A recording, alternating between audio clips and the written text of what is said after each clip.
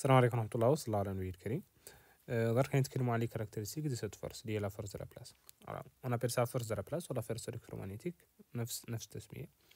Donc la force de la place, on a dit que c'est une force qui s'exerce sur une portion rectiligne d'un conducteur en tout cas, placée dans un champ magnétique et parcourue par un courant électrique. Alors cette force, par définition, est égale à la force de la place. Sa définition, c'est F est égal à UL vectoriel B. Alors, I, c'est quoi? F, c'est quoi? F, c'est le vecteur force. Ça, c'est la force de la place. Le I que j'ai ici, c'est l'intensité du courant.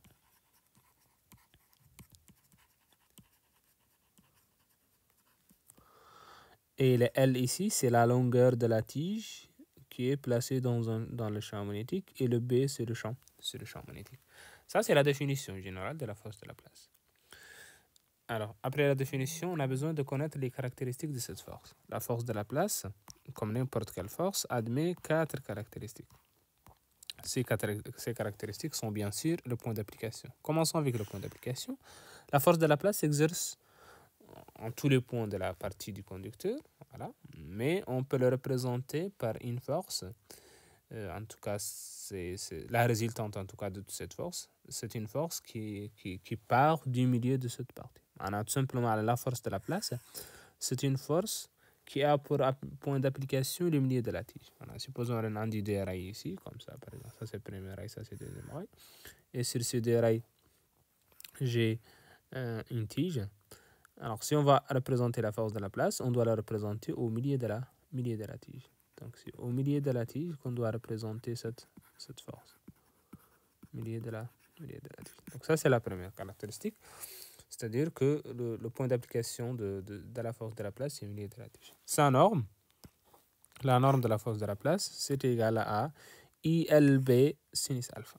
Alors ici, il faut faire très attention parce que dans la majorité des exercices, voilà, dans la majorité vous allez voir que la force de la place est donnée toujours avec la formule I fois L fois B. On oublie souvent sinus alpha. دايما ننسى avec sinus alpha. Alors, هذه هي la formule correcte qui est toujours correcte, ILB sinus alpha, ou هذه la formule c'est correct à 99% من les cas. Alors, quand est-ce que cette formule est correcte, ILB, et quand est-ce qu'on doit revenir sur la formule initiale qui est ILB sinus alpha. Alors, la alpha que j'ai ici, c'est l'angle entre quoi et quoi? C'est l'angle entre L et B. Cet alpha que j'ai ici, c'est l'angle entre L et B. Maintenant, si L et B sont perpendiculaires, on a ligne B perpendiculaire à la tige. Par exemple, B sortant من le plan ou rentrant dans le plan. هذو les cas les B est perpendiculaire sur la tige.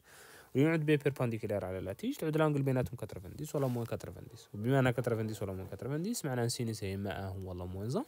Donc en norme sinus لا يعطينا A et on va trouver la formule que F est égal à ILB. Alors F est égal à ILB uniquement, ça c'est uniquement si L est perpendiculaire à B. معناها ligne B perpendiculaire à la tige تعود F est égal à ILB. Sinon F est égal à ILB fois sinus l'angle بين L و B.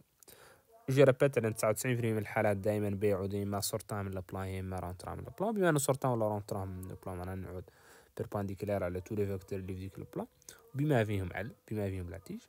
Et comme ça je vais trouver que la force est égale à ILB. Donc c'est ça.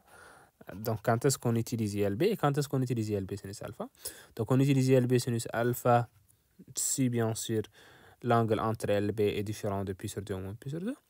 Et si c'est pi sur 2 ou moins pi sur 2, on utilise que la force de la place est égale I fois L fois I fois L fois B. هذه الكا هي 99% من الحالات هي الكا où B est sortant ولا B est rentrant.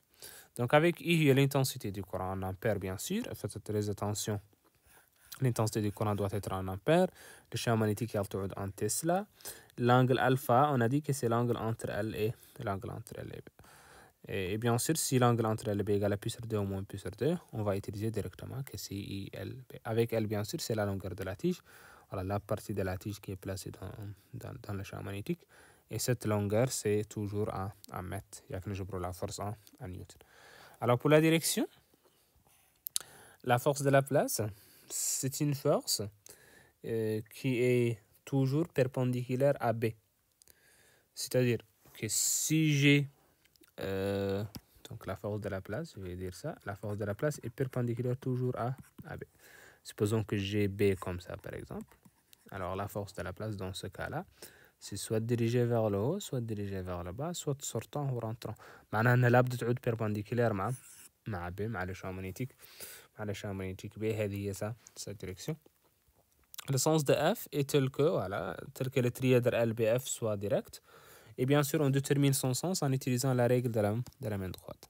Alors, pour résumer, la force de la place, s'il existe, son point d'application est milieu de la tige, sa norme est ILB, BL sont perpendiculaires.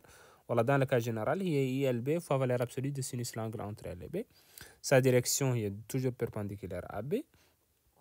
Et son sens, c'est qu'on utilise la règle de la main droite. Alors, comment on peut appliquer la règle de la main droite? Ça, c'est l'objet de notre prochaine vidéo. On va voir comment on peut appliquer la règle de la main droite pour déterminer le sens de la force de la place. On va faire plusieurs cas pour vous montrer dans chaque cas comment la règle de la main droite permet de déterminer le sens de la force de la place.